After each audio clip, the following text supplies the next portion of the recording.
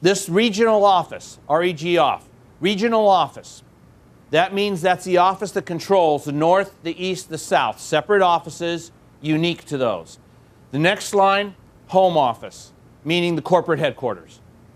Corporate headquarters. These are the income statements for the three divisions. And you will notice north is losing money, east is losing money, south is making money, corporation losing as a whole. Here's the issue. The board of directors, by the way, this particular company did go through this. The board of directors is meeting, trying to decide, what am I going to do? What are we going to do? How are we going to handle this? What should we do? So you have the information here. Any thoughts to begin with about what's up there and what you would do just looking at it? John? What are in the fixed costs? What is considered in the other?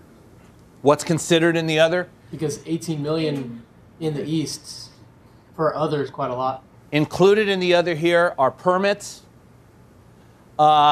insurance, and things of that nature.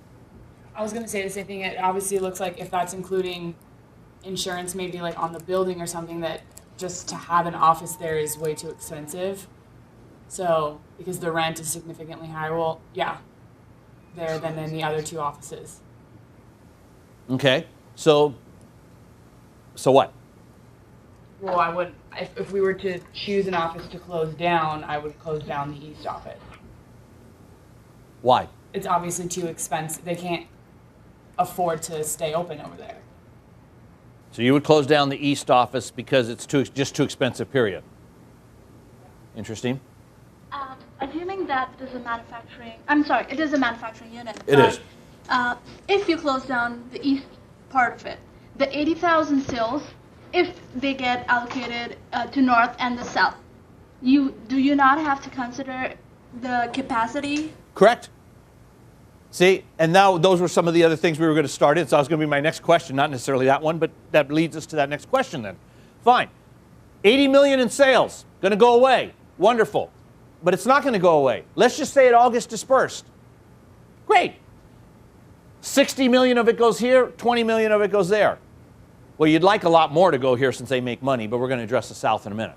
What would it do? What do you think would happen to the image of a company if they started doing this? And take some recent examples. And take some of the bigger ones. And I don't mean the companies you're working on, but let's take a couple of examples, and we've talked about them before in here, Starbucks and Krispy Kreme. Okay? Krispy Kreme went boom and opened up a whole lot of stores, and then they shut down a whole lot of stores, correct? What did it do to their image? Much? Anything? Nothing? Thoughts? They probably damaged it because at first they were expanding and then it looked like they didn't have the business sense to know when to stop expanding, and they oversaturated the market, and all of a sudden then they realized we need to roll back. It doesn't show great leadership, great business sense. 2 points to that. 2 points to that. One, there's the point of what the people think.